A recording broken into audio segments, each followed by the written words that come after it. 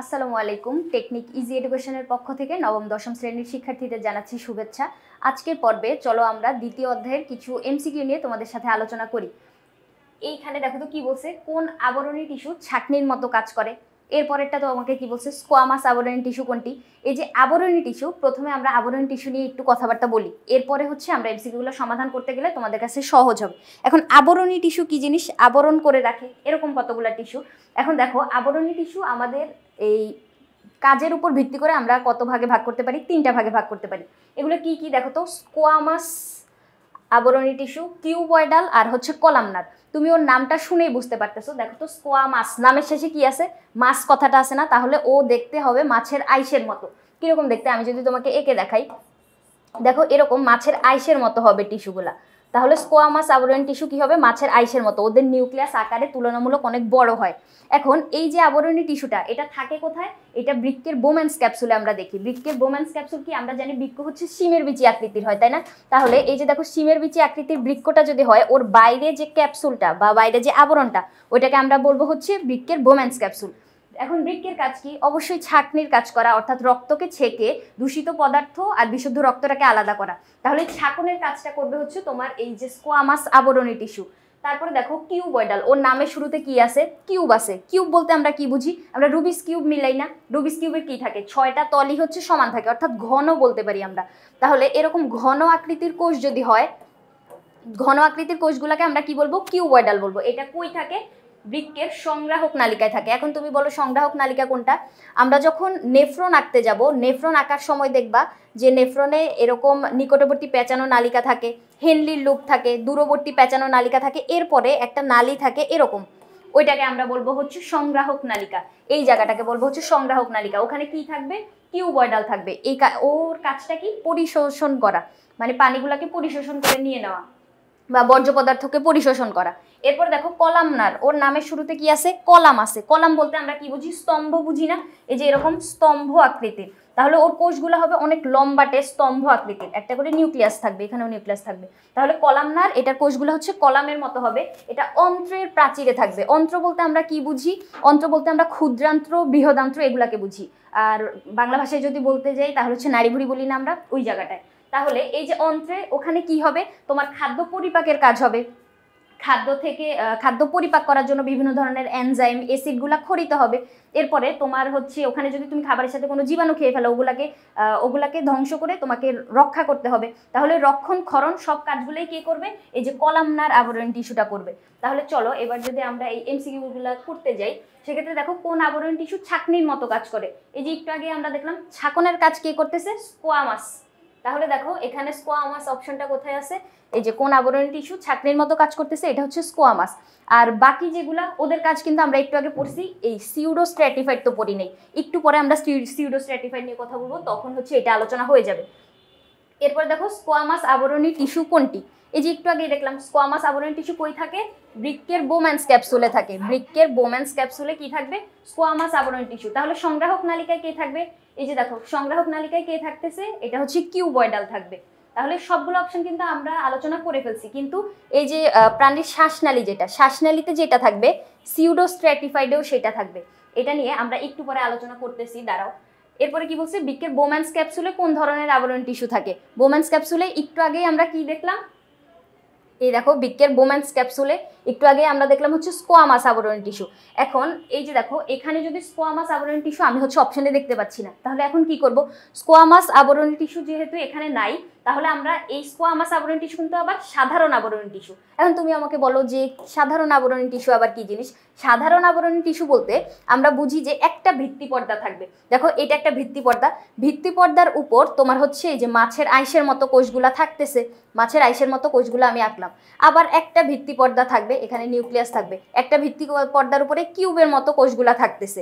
আবার একটা মাত্র ভিত্তি পর্দা, এটার উপরে তোমার কলামের মতো কোষগুলা থাকতেছে। তাহলে ভিত্তি পর্দা একটা, ওই একটা ভিত্তি পর্দার উপরে সবগুলা কোষ হচ্ছে সাজানো থাকবে। সেক্ষেত্রে আমরা এগুলাকে কি বলবো, এখানে যে তিনটা নিয়ে আমি আলোচনা করলাম না, এই তিনটাই হচ্ছে সাধারণ আবরণী টিস্যু। তাহলে এই তিনটাকে আমরা কি বলবো, সাধারণ আবরণী টিস্যু। যেহেতু এটা একটা মাত্র ভিত্তি পর্দার উপর সাজানো আছে, তাহলে এইখানে অপশনে যেহেতু আমি স্কোয়ামাস দেখতে পাচ্ছি না, সেজন্য আমি সাধারণ আবরণী টিস্যুটাকেই হচ্ছে সঠিক অ্যান্সার হিসেবে ধরবো। আর বাকি সবগুলো সম্পর্কেও কিন্তু আমরা আলোচনা করছি, কিন্তু এই জায়গায় সিলিয়াযুক্ত আবরণী এটা কিন্তু আমি আলোচনা করি নাই। এখন চলো এখানে আমি কি কি অপশন বাদ রাখছিলাম, এখানে আমার সিউডো স্ট্র্যাটিফাইড, প্রাণীর শ্বাসনালী আর সিলিয়া, এই তিনটা আমি একসাথে আলোচনা করব। এই জায়গাটায় দেখো তো সিউডো কথাটার অর্থ কি বলতে পারো? সিউডো কথার অর্থ হচ্ছে মিথ্যা।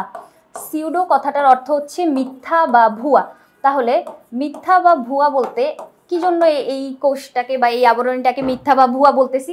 কারণ এইখানে দেখো আমি কি বলছি, একটা ভিত্তি পর্দা থাকবে, থাকলো, এর উপরে কতগুলা কোষ থাকবে, কোষগুলা এরকম ভাবে অবস্থান করে যে তুমি দেখে বুঝতে পারবা না এটা কতগুলা স্তরে সাজানো। একটা কোষ অনেক লম্বা, আবার একটা কোষ ছোট। এখন এই কোষের মাঝ বরাবর ওর নিউক্লিয়াসটা আছে, এই কোষের মাঝ বরাবর ওর নিউক্লিয়াসটা, ওর মাঝে নিউক্লিয়াস, সবগুলা কোষে নিউক্লিয়াস থাকবে। এখন তাকাও তো, আমি যদি ওর দিকে তাকাই, এই বরাবর যদি তাকাই, আমার মনে হবে এই যে একটা কোষের স্তর, ওর নিউক্লিয়াসগুলোর দিকে তাকাইলে মনে হবে যে এই যে একটা কোষের স্তর বুঝি এটা, আবার এইখানে নিউক্লিয়াসের দিকে তাকাইলে মনে হবে যেন এখানে বুঝি আরেকটা স্তর আছে। তাহলে মনে হচ্ছে যেন দুইটা স্তরে কোষগুলা সাজানো, এরকম মনে হচ্ছে না? দেখো একটা কোষ, এগুলার মাঝখানে নিউক্লিয়াস, আবার আরো কতগুলা কোষ, ওর মাঝখানে নিউক্লিয়াস, নিউক্লিয়াসগুলো যে এভাবে উপরে নিচে, যার জন্য তোমার এটাকে দেখলে হচ্ছে বিভ্রান্তি সৃষ্টি হবে যে এখানে কি একটা স্তরে একটা লেয়ারে কোষগুলো আছে নাকি মানে দুইটা তিনটা লেয়ার আছে। এই জন্য যেহেতু আমরা বুঝতে পারতেছি না, এই জন্য এটাকে আমরা মিথ্যা বা ভুয়া বলবো, অর্থাৎ বিভ্রান্তি সৃষ্টিকর একটা আবরণী টিস্যু। এটাকে তাহলে আমরা কি বলবো? সিউডো স্ট্র্যাটিফাইড আবরণী বলবো। এখন সিউডো স্ট্র্যাটিফাইড এটা কই থাকে, আরো কতগুলো জায়গায় আমরা এটা দেখতে পাই, তোমাদের বোর্ড বইয়ে এটা লিখে দেওয়া আছে। দেখো তো সিউডো স্ট্র্যাটিফাইডে যদি আমি যাই, দেখো সিউডো স্ট্র্যাটিফাইড, এই যে এখানে চিত্রটা দেওয়া আছে, তুমি দেখো একটা মাত্র কোষের লেয়ার, কিন্তু এখানে তোমার কি হয়েছে, নিউক্লিয়াসগুলো এরকম উপরে নিচে, যে আমি দেখে বুঝতে পারতেছি না যে একটা লেয়ার, আমার এখানে তো 3-4টা লেয়ার মনে হচ্ছে। তাহলে এটা একটা সিউডো স্ট্র্যাটিফাইডের উদাহরণ, যেটা কোথায় থাকে দেখো তো, শ্বাসনালীতে থাকে। ট্রাকিয়া মানে কি? ট্রাকিয়া মানে হচ্ছে শ্বাসনালী, ইংরেজিতে শুধু লেখছে, বাংলায় বললে শ্বাসনালী, তাহলে ট্রাকিয়াতে থাকতেছে।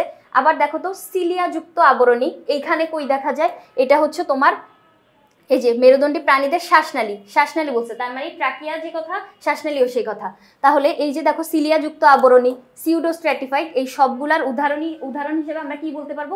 শ্বাসনালী বলতে পারবো।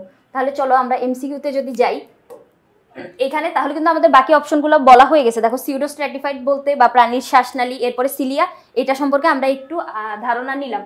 এরপরে চলো একটা চিত্র দেওয়া আছে, একটু আগে যে আমি মাছের আইসের মতো একটা চিত্র আঁকছিলাম, ওরকম না দেখতে? তাহলে মাছের আইসের মতো যে চিত্রটা, ওইটা কোথায় ছিল বলো তো? বৃক্কের বোম্যান্স ক্যাপসুলে ছিল না? তাহলে এক্স এটা কোথায় পাওয়া যায়? অবশ্যই বৃক্কে পাওয়া যায়। শ্বাসনালীতে তো ওই যে সিউডো স্ট্র্যাটিফাইড, একটু আগে বললাম সিউডো স্ট্র্যাটিফাইড বা সিলিয়া, সিউডো স্ট্র্যাটিফাইড আর সিলিয়া। এটা তোমার মনে রাখার জন্য একটা ট্রিক্স আমি যদি বলি, দেখো স স স এভাবে মনে রাখবা, স স স, শ্বাসনালী সিউডো স্ট্র্যাটিফাইড সিলিয়া, শ্বাসনালী সিউডো স্ট্র্যাটিফাইড সিলিয়া, স স স এভাবে মনে রাখতে পারো।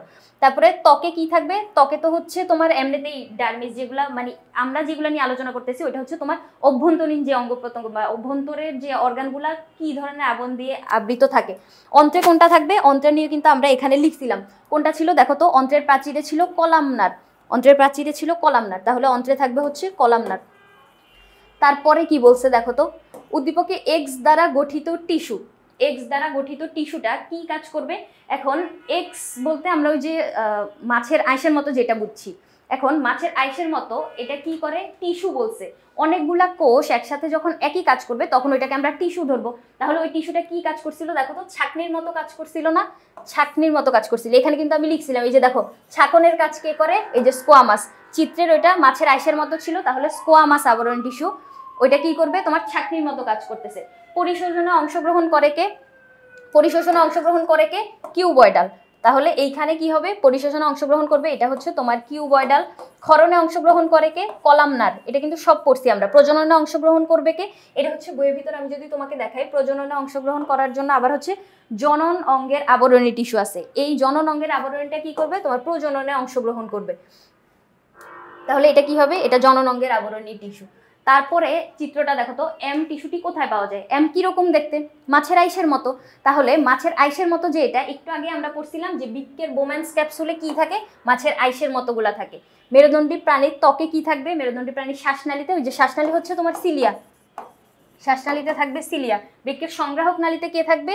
এই যে সংগ্রাহক নালী মাত্র পড়ছিলাম কিউবয়েডাল, সংগ্রাহক নালীতে থাকবে হচ্ছে তোমার কিউবয়েডাল। চলো এরপরে যে বৃক্কের সংগ্রাহক নালিকায় কোন আবরণ টিস্যু থাকে? সংগ্রাহক নালিকা একটু আগে বলছি, এই যে বৃক্কের সংগ্রাহক নালিকা কিউবয়েডাল থাকবে। তাহলে বৃক্কের সংগ্রাহক নালিকায় আমরা কোনটা দিব?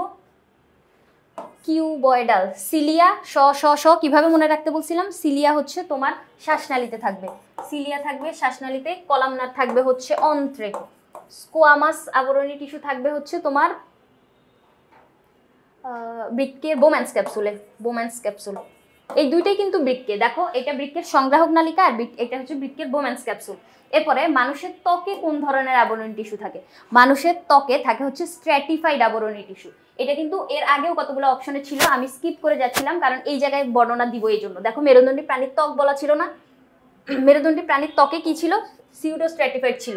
এখন দেখো আমরা যে এমসিকিউগুলো সমাধান করতেছি, একটা প্রশ্নের একটা উত্তর, এরকম উত্তরটা বলে বলে কিন্তু আমি চলে যাচ্ছি না, বাকি যে তিনটা অপশন আছে ওই তিনটা অপশন সম্পর্কেও তোমাকে একটু ইনফরমেশন দিচ্ছি। যার কারণ হচ্ছে এখানে যে 3 স্টার বা 2 স্টার দেওয়ার মানে কিন্তু এরকম না যে 3 স্টার এটা হুবহু তোমার কমন আসতেছে। 3 স্টার এটা হুবহু কখনোই কমন আসবে না, একটু ঘুরায় ফিরাই দিবে। তুমি যাতে একটু ঘুরায় ফিরাই দিলেও অ্যান্সারটা করতে পারো, অথবা প্রতি বছর তো আর একই ইনফরমেশন আসতেছে না, ওই কনসেপ্টটা ধরে যাতে তুমি অ্যান্সার করতে পারো, যার জন্য আমি তোমাকে এভাবে বুঝাই দিচ্ছি। এখন দেখো মেরুদণ্ডী প্রাণীর ত্বক, এটা এর আগেও কতগুলো অপশনে আমার আসছিল, আমি বলি নাই, এই জায়গাটায় বলবো। কারণ মেরুদণ্ডী প্রাণীর ত্বকে কোন ধরনের আবরণ থাকে? এটা হচ্ছে তোমার স্ট্র্যাটিফাইড। এটা নিয়ে আমার একটু কথা বলতে হবে, কি জন্য? কারণ এটা বড় প্রশ্নতেও মাঝে মাঝে আসে। স্ট্র্যাটিফাইড কি জন্য? এটা মনে করো একটা ভিত্তি পর্দার উপরে কতগুলা কোষ তোমার আছে। এখন এই কোষগুলা আমি দেখলাম 3 থেকে 4টা লেয়ার দেখতে পাচ্ছি। এখন কিছুক্ষণ পরেই আমি আবার দেখবো এখানে 6 থেকে 7টা লেয়ার হয়ে গেছে, আবার 7 থেকে 8টা, এরকম ওর যে লেয়ারগুলা কিছুক্ষণ পরপর সময়ের সাথে সাথে চেঞ্জ হইতে থাকে। তাহলে এই যে সময়ের সাথে সাথে যে এটা চেঞ্জ হচ্ছে বা ওর স্তরগুলা মানে ভিন্নতা আমরা দেখতে পাচ্ছি, এজন্য এটাকে আমরা বলবো হচ্ছে, এই স্ট্র্যাটিফাইড আবরণী টিস্যুটার আরেকটা নাম আছে, এটাকে ট্রানজিশনাল বলা হয়। ট্রানজিশনাল, এই কথাটা মনে রাখো। স্ট্র্যাটিফাইড আবরণী টিস্যুকে ট্রানজিশনাল বলা হয় কারণ ওর লেয়ার কিছুক্ষণ পরপরই হচ্ছে চেঞ্জ হয়ে যায়। তাহলে মেরুদণ্ডী প্রাণীর ত্বকে আমরা এটা দেখতে পাই, মেরুদণ্ডী ত্বকে আমরা কি দেখতে পাবো? তাহলে স্ট্র্যাটিফাইড আবরণী টিস্যু। সিউডো স্ট্র্যাটিফাইড কিন্তু একটু আগে বলছি, ওই যে মিথ্যা বা বিভ্রান্তি সৃষ্টি করে, কি জন্য? কারণ ওর নিউক্লিয়াসগুলো উপরে নিচে, যার জন্য একটা বিভ্রান্তি সৃষ্টি হয়। স দিয়ে কি মনে রাখতে বলছিলাম? ওটা হচ্ছে শ্বাসনালী মনে রাখতে বলছিলাম। এরপরে স্কোয়ামাস কই ছিল? স্কোয়ামাস ছিল হচ্ছে তোমার বৃক্কের বোম্যান্স ক্যাপসুলে ছিল, বোম্যান্স ক্যাপসুল। আর কিউবয়েডাল ছিল হচ্ছে সংগ্রাহক নালিকায়। এইগুলো কিন্তু বারবার আসতেছে, দেখো এগুলো কিন্তু ইম্পর্টেন্ট কতগুলো টপিক, এগুলো কিন্তু বারবার আসে। তারপরে স্ট্র্যাটিফাইড আবরণী টিস্যু থাকে কোন প্রাণীর ত্বকে? স্ট্র্যাটিফাইড আবরণী টিস্যু এখানে নিচের কোনটায় থাকবে? আমরা বইয়ে লেখা ছিল যে মেরুদণ্ডী প্রাণীর ত্বকে। দেখো স্ট্র্যাটিফাইড আবরণী যদি আমি তোমাকে দেখাই, কোথায় এই জায়গাটা? এই যে স্ট্র্যাটিফাইড আবরণী টিস্যু কই থাকে দেখো তো, উদাহরণ হিসেবে লেখছে মেরুদণ্ডী প্রাণীর ত্বকে। তাহলে ওই অপশনে তো আমাদের মেরুদণ্ডী প্রাণী হুবহু বলে দেওয়া ছিল না, তাহলে তোমাকে এখান থেকে দেখে বুঝতে হবে যে এখানে কোন প্রাণীটার মেরুদণ্ড আছে। সেক্ষেত্রে কেঁচোর কিন্তু মেরুদণ্ড নাই। তেলাপোকা তোমরা সবাই চিনো, বাড়ি দিলেই চেতকা যায়, মেরুদণ্ড থাকে ভিতরে? থাকে না তো। তারপরে ঘাসফড়িংয়ের মেরুদণ্ড থাকে না। সাপের কিন্তু মেরুদণ্ড থাকে, সাপ এভাবে ফনা তুলে দাঁড়াইতে পারে না, ওর ফনার এই জায়গাটায় কিন্তু মেরুদণ্ড বা হাড্ডি আছে। তাহলে মেরুদণ্ডী প্রাণীর ত্বকে থাকবে স্ট্র্যাটিফাইড আবরণ টিস্যু, মেরুদণ্ডী প্রাণীর ত্বক, তার মানে সাপের ক্ষেত্রে। বাকি প্রাণীগুলোর কিন্তু মেরুদণ্ড থাকে না। কোনটিতে ট্রানজিশনাল টিস্যু থাকে? এই যে এখন একটু আগে যেটা জিজ্ঞেস করছিল যে ট্রানজিশনাল বা স্ট্র্যাটিফাইড কোথায় থাকে? মেরুদণ্ডী প্রাণীর ত্বকে। এই যে ট্রানজিশনাল কথাটা আমি তোমাকে বলছিলাম না এই জায়গায়, যে এই স্ট্র্যাটিফাইডকে ট্রানজিশনাল বলা হয় কেন? কারণ সময়ের সাথে সাথে ও চেঞ্জ হয়ে যায়। তাহলে কোনটিতে ট্রানজিশনাল টিস্যু থাকে? এটা ত্বকে থাকে, মেরুদণ্ডী প্রাণীর ত্বকে থাকে। আমরা উদাহরণেই পড়ছিলাম। অন্ত্রে থাকে না। অন্ত্রে কে থাকে? একটু আগে আমরা বলছিলাম অন্ত্রে থাকে হচ্ছে তোমার কলামনার, তাই না? এই যে দেখো তো লিখছিলাম না, অন্ত্রে কলামনার থাকবে। তাহলে এখানে অন্ত্রে কি থাকবে? এখানে থাকবে হচ্ছে কলামনার। তারপর শ্বাসনালীতে কি থাকবে? এভাবে স দিয়ে মনে রাখতে বলছিলাম। শ্বাসনালীতে সিউডো স্ট্র্যাটিফাইড। আর জননাঙ্গে থাকবে হচ্ছে জননাঙ্গের আবরণী টিস্যু, মানে ওই টিস্যুটার নামই হচ্ছে জননাঙ্গের আবরণী টিস্যু। তাহলে আমরা বাকি 3টা অপশন সম্বন্ধেও একটু নলেজ গ্যাদার করলাম। শুধু যেটা অ্যান্সার ওইটা পড়ে চলে যাবে না, বাকি 3টা অপশন নিয়ে একটু ঘাটাঘাটি করবা। এরপর নিচের কোন প্রাণীতে ট্রানজিশনাল টিস্যু অনুপস্থিত? ট্রানজিশনাল বলতে ওই স্ট্র্যাটিফাইডটাকে বুঝাইছে, মেরুদণ্ডী প্রাণীর দেহে। তাহলে চলো এখানে দেখি কার মেরুদণ্ড নাই। আরে সাথে সাথেই তো পেয়ে গেছি, কেঁচোর মেরুদণ্ড নাই। দেখো ব্যাঙের কিন্তু মেরুদণ্ড থাকে, কুমিরের তো মেরুদণ্ড আছে, উট পাখিরও মেরুদণ্ড আছে, উন্নত প্রাণী সবার মেরুদণ্ড থাকে। নিম্ন শ্রেণীর যে পরিফেরা, নিডারিয়া, প্লাটিহেলমিনথেস ওদের ক্ষেত্রে আমরা হচ্ছে নটোকট দেখতে পাই না বা মেরুদণ্ড দেখতে পাই না। তাহলে নিচে কোন প্রাণীতে ট্রানজিশনাল টিস্যু অনুপস্থিত, এই জায়গাগুলো কিন্তু খেয়াল করবা। মাঝে মাঝে এখানে হচ্ছে কোনটি এটার উদাহরণ নয়, এরকম লাস্টে দিয়ে নয় ওয়ার্ডটা লাগাই দেয়, এটা হচ্ছে আরো প্যাচ লাগায়, তাহলে অনুপস্থিত বলছে, অনুপস্থিত মানে নাই, তাহলে কেঁচোর ক্ষেত্রে নাই। এরপরে সিউডোস্ট্র্যাটিফাইড আবরণী টিস্যু পাওয়া যায় কোন তন্ত্রে? সিউডোস্ট্র্যাটিফাইড হচ্ছে ওই যে বিভ্রান্তি সৃষ্টিকর যেটা ছিল, কিভাবে মনে রাখতে বলছিলাম, স স স দিয়ে মনে রাখতে বলছিলাম। সিউডোস্ট্র্যাটিফাইড শ্বাসনালী, সিউডোস্ট্র্যাটিফাইড কই পাওয়া যাবে? শ্বাসনালী, কারণ স স স দিয়ে মনে রাখতে বলছি। এরপরে পৌষ্টিক তন্ত্রে কে থাকবে? পৌষ্টিক তন্ত্র, রেচনতন্ত্র, এই যে অন্ত্র বা তন্ত্র, ওগুলাতে কি ছিল আমাদের? ওই যে কলামনার আবরণী টিস্যু ছিল। জননতন্ত্রে হচ্ছে জনন আবরণী টিস্যু।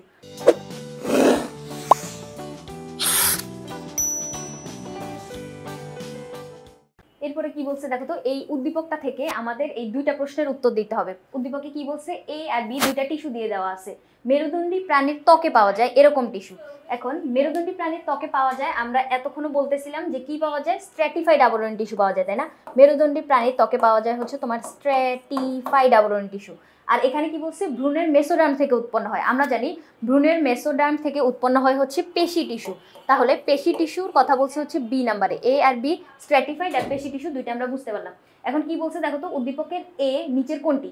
এ কোনটা? ওই যে স্ট্র্যাটিফাইড আবরণী টিস্যু। মেরুদণ্ডী প্রাণীর ত্বকে হচ্ছে থাকে তোমার স্ট্র্যাটিফাইড আবরণী টিস্যু। সিলিয়াযুক্ত আবরণ কই থাকে? সিলিয়াযুক্ত আবরণে থাকে হচ্ছে তোমার শ্বাসনালীর উদাহরণ হচ্ছে সিলিয়াযুক্ত আবরণ। সাধারণ আবরণী টিস্যু ভিতরে হচ্ছে তোমার আমরা যে কিউবয়েডাল, কলামনার, তারপরে হচ্ছে স্কোয়ামাস, তিনটার উদাহরণ বললাম, ওই তিনটা উদাহরণ তোমার এখানে ভিতরে যাবে। তারপরে স্কোয়ামাস, মাসের আইস, ওটা কই থাকছিল? বৃক্কের বুম্যান্স ক্যাপসুলে থাকছিল। এরপরের প্রশ্নটা কি বলছে দেখো তো, উদ্দীপকের বি টিস্যুটি, তার মানে পেশি টিস্যু। পেশি টিস্যুর ক্ষেত্রে কোনটা সঠিক? এর কোষগুলো সরু, লম্বা, তন্তুময় হয়। হ্যাঁ, আমরা পেশি টিস্যুর চিত্র যদি দেখতে যাই তো আমাদের বইয়ে কিন্তু দিয়ে দেওয়া আছে, তিনটা পেশি টিস্যু আছে, ঐচ্ছিক, অনৈচ্ছিক আর হৃৎপেশি।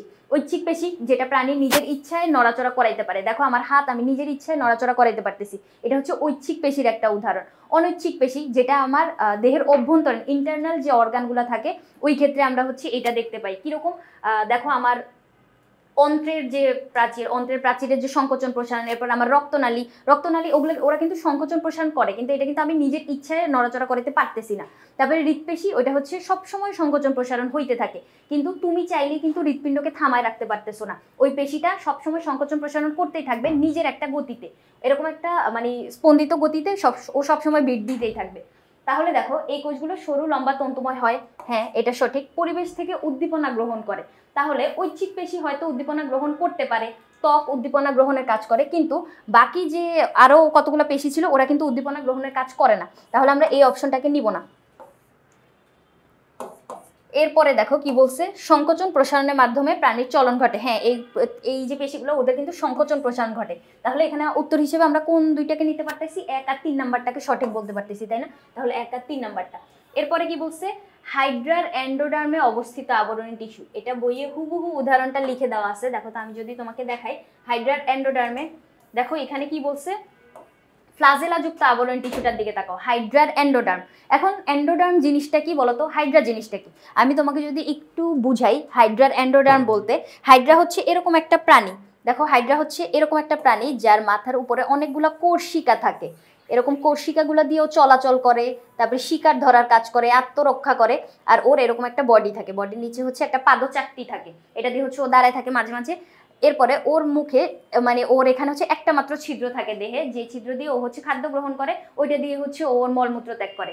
এখন ওর দেহের ভিতরে একটা ফাঁকা জায়গা থাকে বা সিলিন্ডার আকৃতি, সিলেন্টেরন থাকে, মানে ফাঁকা জায়গাটাকে আমরা বলবো হচ্ছে সিলেন্টেরন। তাহলে এটা ওর ভিতরের অভ্যন্তরের যে আবরণটা, মানে এই জায়গার সিলেন্টেরনের বাইরে যে আবরণ, ওইটাকে আমরা বলবো হচ্ছে এন্ডোডার্ম। ডার্ম বলতে আমরা চামড়া বুঝি, চামড়া বা ত্বক, ডার্মিস বা ডার্ম আমরা শুনছি না এই ওয়ার্ডটা, তাহলে ডার্মিস বা ডার্ম বলতে আমরা ত্বক বা চামড়া বুঝি। এখন এপি মানে হচ্ছে বাইরে, এন্ডো মানে হচ্ছে ভিতরে, তাহলে এন্ডোডার্ম বলতে এই যে ওর ভিতরের যে ত্বকটা, ওখানে তুমি মনে করো হাইড্রাটা কোনো খাবার গ্রহণ করলো, এই যে এই কোষিকাগুলো দিয়ে ও কোনো একটা পোকামাকড়, পানিতে থাকা পোকামাকড়কে ধরে ও খেয়ে ফেললো, খেয়ে ওর ভিতরে এটা এখন পরিপাক হওয়া লাগবে। পরিপাক হওয়ার জন্য কিছু এনজাইম নিঃসৃত হবে। আমাদের যেরকম খাদ্য পরিপাকের জন্য কতগুলো এনজাইম নিঃসৃত হয়, ওরও এখানে এনজাইমগুলো কি করবে, খাদ্যের সাথে মিশ্রণ হওয়ার প্রয়োজন আছে না, খাদ্যের সাথে ওই এনজাইমগুলোকে মিশানোর জন্য এখানে কিছু চুলের মতো অংশ থাকবে, ওগুলাকে আমরা বলবো ফ্লাজেলা। তাহলে ফ্লাজেলাযুক্ত আবরণ টিস্যু কোথায় থাকবে? এই যে ফ্লাজেলাযুক্ত আবরণ টিস্যু থাকবে হচ্ছে তোমার হাইড্রার এন্ডোডার্মে। তাহলে এই জায়গাটাকে আমরা লিখতে পারতেছি। এরপরে এখানে দেখো তো হাইড্রার এন্ডোডার্মে আবার আরেকটা কি আছে, ক্ষণপথযুক্ত আবরণী। দেখো তো হাইড্রার এন্ডোডার্ম, এটার উদাহরণ হাইড্রার এন্ডোডার্ম। তাহলে ফ্লাজেলা আর ক্ষণপথ এই দুইটা আমরা হাইড্রার ভিতরে পাইতেছি। এখন তাহলে আমি তোমাকে বুঝাই ক্ষণপথ জিনিসটা কি। এটা যদি একটু বুঝাইতে যাই, দেখো এই হাইড্রাটার দিকে তাকাও। ও কি করবে, এই মনে করো ওর সিলেন্টেরনটা আমি আঁকলাম, এখানে ও খাদ্যটাকে পরিপাক করতেছে, মিক্স করলো এনজাইমের সাথে। এখন ওই খাদ্যটাকে ওর ভিতরে ত্বকের ভিতরে অ্যাবজর্ব করে নিতে হবে না? তখন এই হাইড্রাটা কি করবে, এরকম এখানে হচ্ছে তোমার একটা ওর যে ত্বকগুলা এটা হচ্ছে এরকম করে শেপ চেঞ্জ করবে, শেপ চেঞ্জ করে এই খাবারটাকে নিজের ভিতরে নিয়ে নেওয়ার চেষ্টা করবে। ওই যে ক্ষণপথ বলতে, ক্ষণ বলতে আমরা কি বুঝি, খানিক, অল্প একটু সময়, ক্ষণ, আর পদ মানে হচ্ছে পা। তাহলে খানিকের জন্য ওর এই যে ত্বকগুলা এগুলা থেকে হচ্ছে এগুলো হচ্ছে মানে অ্যামিবার মতো শেপ চেঞ্জ করবে, এরকম করে দেখো নিজের ভিতর নিয়ে নিচ্ছে। এরপরে কি হবে, পুরা অংশটাকে, পুরা খাদ্যটাকে ও নিজের ভিতর নিয়ে নিল। তাহলে হাইড্রা এই যে ক্ষণপথ সৃষ্টির মাধ্যমে খাবারটাকে যে নিজের ভিতর নিয়ে নিল, এটাই হচ্ছে ক্ষণপথযুক্ত আবরণী। তাহলে ওর সিলিয়াযুক্ত আবরণী টিস্যু আছে, ক্ষণপথযুক্ত আবরণীও আছে। তাহলে আমরা এখানে উত্তর কি দাগাবো, ক্ষণপথযুক্ত আর ফ্লাজেলাযুক্ত, সরি আমি সিলিয়া বলছিলাম, এখানে ক্ষণপথ আর ফ্লাজেলাযুক্ত 2 আর 3 নাম্বারটা, তাই না? তাহলে এখানে আমরা 2 আর 3 নাম্বারটাকে সঠিক বলতে পারতেছি। তারপরে কি বলছে দেখো তো, মেরুদণ্ডী প্রাণীর শ্বাসনালী প্রাচীরে কোনটি দেখা যায়? শ্বাসনালী প্রাচীর কিভাবে মনে রাখতে বলছিলাম, স দিয়ে মনে রাখতে বলছিলাম, শ্বাসনালী সিউডোস্ট্র্যাটিফাইড সিলিয়া, শ্বাসনালী সিউডোস্ট্র্যাটিফাইড সিলিয়া। তাহলে কোথায় আমাদের, এই যে সিলিয়াতে। ফ্লাজেলা আর ক্ষণপথ একটু আগে আমরা কোথায় দেখছিলাম, হাইড্রার ভিতর দেখছিলাম, হাইড্রার এন্ডোডার্মে। এন্ডোডার্ম মানে কি, ভেতরের ত্বক। আর গ্রন্থি, গ্রন্থি যে কোনো গ্রন্থি হইতে পারে, মানুষের দেহে বা যে কোনো প্রাণীর দেহে অনেক অনেক গ্রন্থি থাকে। এরপরে কি বলছে দেখো তো, কোন টিস্যু হতে জনন কোষ উৎপন্ন হয়? এখন জনন কোষ উৎপন্ন হয় হচ্ছে তোমার আবরণী টিস্যু থেকে, জনন কোষের আবরণী টিস্যু থেকে জনন কোষ উৎপন্ন হয়। তাহলে এখানে যেহেতু পুরো নামটা বলে নাই যে জনন কোষের আবরণী টিস্যু, কিন্তু আমরা এটাকে কি ধরবো, যে আবরণী টিস্যু থেকে হচ্ছে তোমার জনন কোষ উৎপন্ন হয়। স্নায়ু টিস্যু, এটা তো আমরা চিনি, উদ্দীপনা পরিবহন করে, নিউরন থাকে না, নিউরন দিয়ে হচ্ছে উদ্দীপনা পরিবহন হয়। এই যে এরকম একটা চিত্র দেখবা বইয়ে দেওয়া আছে। তারপরে হচ্ছে যোজক টিস্যু। যোজক টিস্যু বলতে আমরা তরল যোজক টিস্যুটাকে বুঝি। আর পেশি টিস্যু একটু আগে আমি আলোচনা করছিলাম, পেশি টিস্যু কি ছিল, ঐচ্ছিক, অনৈচ্ছিক আর হৃৎপেশি, 3 ধরনের পেশি টিস্যু আমরা দেখতে পাই, ঐচ্ছিক, অনৈচ্ছিক আর হৃৎপেশি। তাহলে পেশি টিস্যু সম্পর্কে জানলাম, স্নায়ু টিস্যু হচ্ছে এটা, আর যোজক টিস্যু হচ্ছে রক্ত। এখন যোজক টিস্যু নিয়ে একটু কথা বলি। দেখো যোজক বা কানেকটিভ, নাম শুনলেই বোঝা যায় কি করবে, একজন এক জায়গার সাথে আরেক জায়গায় হচ্ছে কানেকশন সৃষ্টি করবে। তাহলে এই যে যোজক টিস্যুটা, এটা হিসেবে আমরা হচ্ছে রক্তকে দেখতে পাই। রক্ত আর লসিকা কিন্তু তোমার তরল যোজক টিস্যু। এখন যোজক টিস্যু আরেকটা বৈশিষ্ট্য হচ্ছে ওদের মাতৃকার পরিমাণ অনেক মানে বেশি পরিমাণে থাকে, কোষ কম থাকে কিন্তু মাতৃকা বেশি পরিমাণে থাকে, ওগুলাকে হচ্ছে আমরা এই যে এরকম তরল হিসেবে দেখতে পাই। তাহলে এইখানে দেখো তো বইয়ের ভিতর আমাদের কি বলে দেওয়া আছে, এই যে তরল যোজক টিস্যু, দেখো কি বলছে, তরল যোজক টিস্যু এখানে ভিতর 2টা প্রকারভেদ আমরা দেখতে পাই। একটা হচ্ছে রক্ত, এই দেখো রক্ত কি, এক ধরনের ক্ষারীয় ঈষৎ লবণাক্ত, মানে ক্ষারধর্মী হবে, ঈষৎ লবণাক্ত। ঈষৎ বলতে হচ্ছে অল্প একটু, তুমি যে রক্ত যদি কখনো একটু টেস্ট করে দেখো সেক্ষেত্রে দেখতে পাবে এটা কিন্তু লবণাক্ত হয়। তারপরে লাল বর্ণের একটা যোজক কলা। তারপরে রক্তের পরে এখানে দিয়ে দেওয়া আছে কি দেখো তো, লসিকা। লসিকা হচ্ছে তোমার ওই তরল যোজক টিস্যুর একটা প্রকারভেদ। তাহলে আমরা এই জায়গাটায় দেখো তো কি বলছে, যে তরল যোজক টিস্যু কয় ধরনের, তরল যোজক টিস্যু হচ্ছে আমাদের 2 ধরনের। তাহলে এখানে আমরা কি বলতে পারি, 2 ধরনের, রক্ত আর লসিকা। এরপরে রক্তের ঈষৎ হলুদ ভাব যে রঙের তরল অংশটা, এটা কত ভাগ জৈব আর অজৈব পদার্থ থাকে। তাহলে এই জায়গাটা একটু পরিচলো, তারপরে হচ্ছে আমরা অ্যান্সারে যাব। এখানে কি বলছে দেখো তো, এই যে প্রথম লাইনের পর থেকে, রক্তের উপাদান 2টা, একটা থাকবে রক্ত রস আর একটা রক্ত কণিকা। রস বলতে, রক্ত তো লিকুইড আমরা সবাই জানি, লিকুইড পদার্থে এখানে রস বলতে ওই জায়গাটা বুঝিয়েছে, মানে কণিকাগুলোকে বাদ দিলে তোমার লিকুইড যতটুকু থাকে ওটা হচ্ছে 55% আর রক্ত কণিকা থাকে 45%।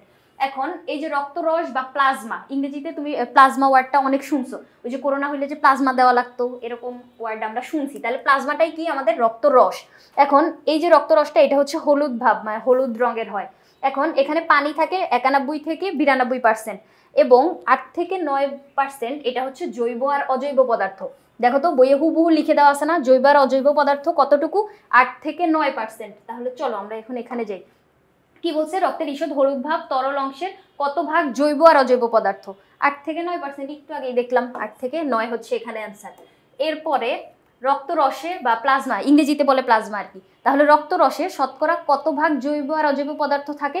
এটা দেখো কতবার বোর্ডে আসছে, সিলেট বোর্ডে হচ্ছে 21-22 পরপর 2বার রিপিট হয়েছে, তাহলে তুমি বুঝতে পারতেছো। আবার 15 সালে একবার আসছে, এটা অবশ্যই একটা ইম্পর্টেন্ট পদার্থ। এই যে জৈব আর অজৈব পদার্থ, একটু আগে কি দেখাইলাম, এই যে 8 থেকে 9 ভাগ না, তাহলে এখানে হচ্ছে 8 থেকে 9 ভাগ। 90 থেকে এই যে 91 থেকে 92 কি ছিল, এটা ছিল পানি ছিল, মানে পানির পরিমাণ ছিল এতটুকু, আর জৈব আর অজৈব পদার্থ ছিল 8 থেকে 9 ভাগ। এরপরে রক্তে রক্তরসের পরিমাণ কত?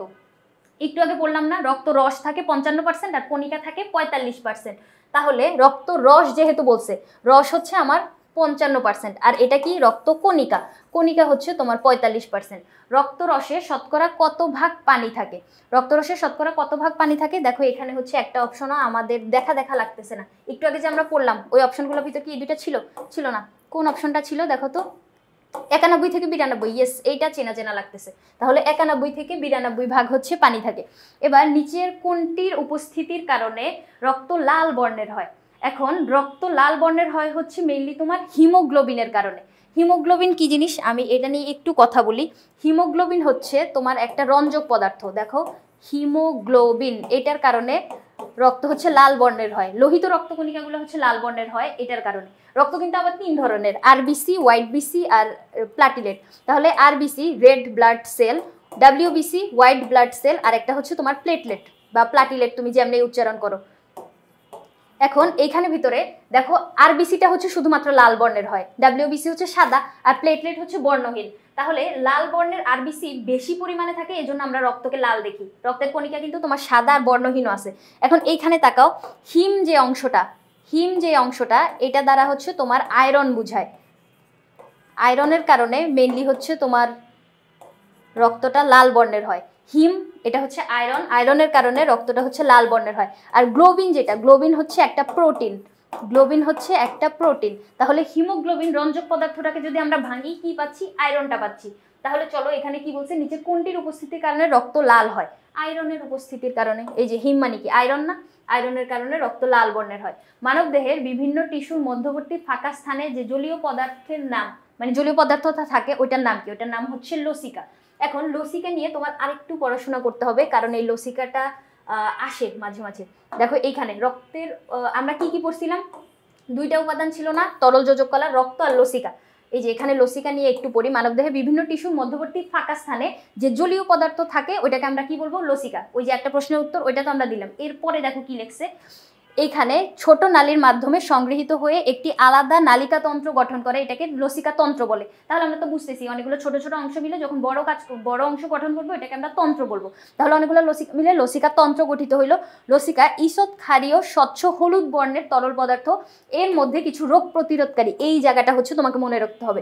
লসিকার ভিতরে যে রোগ প্রতিরোধকারীর কোষ থাকে ওগুলাকে আমরা লসিকা কোষ বলবো। লসিকা কিন্তু আমাদের রোগ প্রতিরোধের কাজটা করে, এইটাকে আমরা কি বলবো? লসিকা কোষ।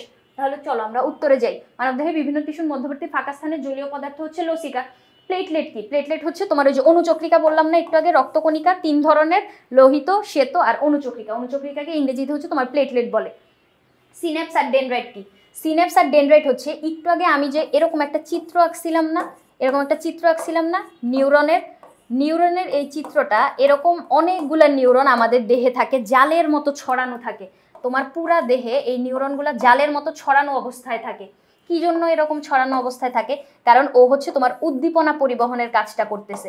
তুমি যদি তোমার পায়ের কোনো একটা ছোট্ট আঙ্গুলে ব্যথা পাও, ওই ব্যথার অনুভূতিটা তোমার ব্রেন পর্যন্ত এসে ওখান থেকে ব্যথার জায়গা থেকে পাটা সরিয়ে নিতে হবে, এরকম একটা সিদ্ধান্ত ওখানে প্রেরণ করে, তবে তুমি সেই অনুযায়ী তোমার অর্গানগুলো কাজ করে। তাহলে এরকম পুরা দেহের ভিতরে সমন্বয় সাধনের জন্য এই নিউরনগুলো হচ্ছে জালের মতো ছড়ানো অবস্থায় আছে। এখন এই নিউরনের এই অংশটাকে আমরা বলবো হচ্ছে কোষ দেহ। কোষ দেহের এই যে দেখো ছোট ছোট যে প্রলম্বিত অংশগুলো আছে এগুলোকে আমরা বলবো হচ্ছে ডেনড্রাইট। ডেনড্রাইটের সাথে এই কোষ দেহের যে অ্যাক্সন প্রান্তটা আছে, এই যে এইখানে লম্বা অংশটাকে বলবো অ্যাক্সন প্রান্তটা। দেখো আমি এইভাবে যদি তোমাকে বুঝাই, এই যে লম্বা অংশটা হচ্ছে তোমার অ্যাক্সনটা এখানে কতগুলো শাখায় বিভক্ত হয়েছে না, এগুলোকে আমরা বলবো অ্যাক্সন প্রান্ত। এই জায়গায় ডেনড্রন বা ডেনড্রাইট এইখানের অ্যাক্সন প্রান্তের সাথে এইখানে সংযুক্ত হয়। এই সংযুক্ত হওয়ার জায়গাটাকে আমরা বলবো হচ্ছে সিন্যাপস। এখানে কি বলছে, সিনাপস জানতে চাইছে না, এই জায়গাটা হচ্ছে সিনাপস। আর ডেনড্রাইট, এই যে মাত্র উচ্চারণ করছিলাম, ছোট ছোট প্রলম্বিত অংশগুলোকে কি বলবো, ডেনড্রাইট বলবো। এরপরে চলো, লসিকা তন্ত্রের অংশ কোনটি? লসিকা তন্ত্রের অংশ কোনটি এটা জিজ্ঞেস করছে। তারা এগুলো একটু মুছি, নাহলে দেখতে পাবো না।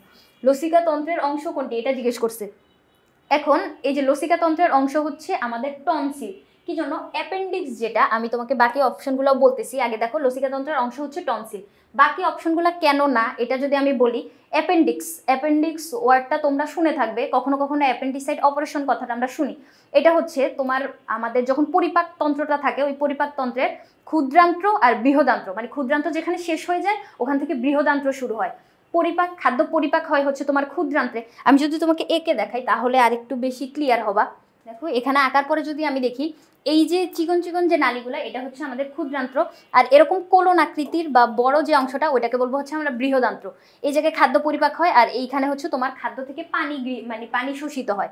তাহলে এই জায়গাটায় দেখো, এরকম ধারণা করা হয় যে আমাদের ক্ষুদ্রান্ত্র যেখানে শেষ, বৃহদান্ত্র যেখানে শুরু, সৃষ্টিকর্তা কি করছে, এই জায়গাটা একটা হচ্ছে গিট্টু দিয়ে মানে পৃথক করছে।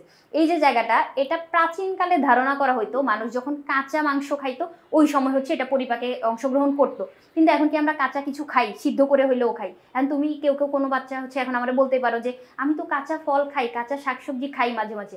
ওইটা না, কাঁচা মাংস যখন খাইতো, মানে গুহাবাসীদের কথা বলতেছি, সেক্ষেত্রে এই অ্যাপেন্ডিক্সটা হচ্ছে কাজ করে। কিন্তু এই জায়গায় আমাদের বর্তমান যুগে এই অ্যাপেন্ডিক্সের কোনো কাজ নাই। এখন এখান দিয়ে খাদ্যটা পরিপাক হয়ে যখন যাচ্ছে, তখন খাদ্যের কিছু কণা যদি এখানে ভিতরে তোমার ওই যে গিট্টুটার ভিতরে যদি আটকে যায়, ওই জায়গাটা হচ্ছে ওই জীবাণুটা, মানে জীবাণু না বলতে, ওখানে যখন পরিপাক না হওয়া অংশগুলো যখন আটকে যাচ্ছে, ওইখানে হচ্ছে মানে সংক্রমণের কারণে তোমার হচ্ছে এই জায়গাটা ফুলে ফেপে যেতে পারে। যার জন্য এটা অপারেশন করে ফেলে দিলে হচ্ছে আমাদের তেমন কোনো সমস্যা হয় না, কারণ এটার বর্তমানে কোনো কাজ নেই। তাহলে এই জায়গাটা হচ্ছে তোমার অ্যাপেন্ডিক্স। এটা বলছে অ্যাপেন্ডিক্সের অংশ, যেটা লসিকা তন্ত্রের কোনো অংশ না। তারপরে অন্ত্র। অন্ত্র বলতে ওই যে আমি একটু আগে এখানে চিত্রবিত কি বলছি, ক্ষুদ্রান্ত্র বৃহদান্ত্র উচ্চারণ করছি না, এটাই হচ্ছে তোমার অন্ত্র। এরপরে কান। কান তো লসিকা তন্ত্রের অংশ না, তাহলে টনসিল হচ্ছে আমাদের লসিকা তন্ত্রের অংশ। এরপরে এ টিস্যুতে ম্যাট্রিক্স বেশি। এই একটা টিস্যু যেখানে ম্যাট্রিক্স বেশি, কোষের সংখ্যা কম, কোষগুলো ম্যাট্রিক্সের মধ্যে ছড়ানো থাকে। এখন এই টিস্যুটার কাজ বলতে হবে। আমি একটু আগে তোমাকে বলছিলাম যে ম্যাট্রিক্স কি হয়, ম্যাট্রিক্স বলতে তরল অংশ বুঝি আমরা। তাহলে তরল অংশ বেশি থাকবে আর কোষ কম পরিমাণে থাকবে। তরল বলতে মাতৃকা, আমি এভাবে বলছিলাম যে মাতৃকার পরিমাণ অনেক বেশি পরিমাণে থাকবে। তাহলে এইখানে দেখো তো, দেহের রক্ত সঞ্চালনে যে পাম্প যন্ত্রটা তৈরিতে অংশ নেওয়া, এই অংশটা মানে হচ্ছে তরল যে রক্ত বা লসিকা, এইটা কি তোমার হৃৎপিণ্ড তৈরিতে কাজ করে? কখনোই না। হৃৎপিণ্ড ওদেরকে বরং পাম্প করে পুরা দেহে সরবরাহ করে। তাহলে দেহের রক্ত সঞ্চালনে পাম্প যন্ত্র তৈরি মানে হচ্ছে হৃৎপিণ্ড তৈরি। হৃৎপিণ্ড তৈরি কখনো এটা করবে? কখনোই না। ও হচ্ছে ঐচ্ছিক পেশি দ্বারা গঠিত হয়, ঐচ্ছিক পেশি। আর এটা হচ্ছে তরল একটা মাতৃকা বেশি, ওইটার সাথে এটার কোনো সম্পর্ক নাই। তাহলে এই অপশনটা এখানে বাদ যাবে। তাহলে দেহকে নির্দিষ্ট আকৃতি আর দৃঢ়তা প্রদানের কাজ, বাকি দুইটা অপশন হচ্ছে এখানে সঠিক হবে। দেহের অভ্যন্তরে বিভিন্ন দ্রব্যাদি পরিবহন করা। দ্রব্যাদি পরিবহন বলতে এখন আমি তোমাকে বলি, রক্ত কি কি পরিবহন করে। রক্ত আমাদের অক্সিজেন পরিবহন করে, কার্বন ডাইঅক্সাইড পরিবহন করে, হরমোন পরিবহন করে, এরপরে হচ্ছে তোমার খাদ্য সার পরিবহন করে, বর্জ্য পদার্থ পরিবহন করে, বিভিন্ন ধরনের পরিবহনের কাজ সে করতেছে।